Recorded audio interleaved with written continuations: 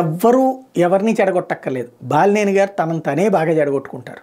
ఆయన బోడాగా మాట్లాడుతున్నాను అనుకుంటాడు, కానీ పార్టీని ఇరకాటంలో పెట్టుకుంటాడు, తనను తాను ఇరకాటంలో పెట్టుకుంటాడు. ఇంతకుముందు చేసినటువంటి వాటికి తోడు ఇప్పుడు ఎవరో అంటున్నారట ఎకరాకి 8 లక్షల రూపాయల డబ్బులు వసూలు చేశారు. ఎందుకంటే ఆయన ఈ మధ్యన జగన్ మీదగా గట్టిగా ఒత్తిడి తెచ్చి 200-250 కోట్ల డబ్బులు వసూలు చేయించి మరి అంటే అనౌన్స్ చేయించి మరి రైతులకి ఇప్పించారు కదా, ఏది పేదలకి ఇళ్ళకి సంబంధించి. వాస్తవంగా 5 ఏళ్ల పాటు ఆగిందంటేనే వింత. అది వాటికి ఇల్లు కట్టించేసి ఇచ్చేయచ్చు కూడా, చాలా చోట్ల కట్టేసి ఇస్తున్నారు.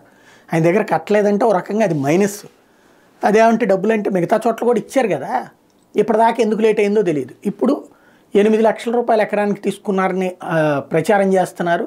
దీని మీద తీవ్రంగా ఖండిస్తున్నాను అని. అది లోకల్గా తెలుగుదేశం కూడా మాట్లాడుంటే నీకు చేతనైతే కనుక సమాధానం చెప్పుకో, అక్కడే మీటింగ్ పెట్టి. లేదంటే కనుక తప్పుగా ఏదన్నా అట్లాంటి ఇది చేస్తుంటే కేసు పెట్టించు. ఒకవేళ లేదు మన పేరు మీదన ఎవరన్నా డబ్బులు వసూలు చేస్తున్నారని తెలిస్తే అరెస్ట్ చేయించి ఇదిగో నా పేరు మీద వేషాలు వేస్తున్నాను లోపల వేయించానని చెప్పాలి.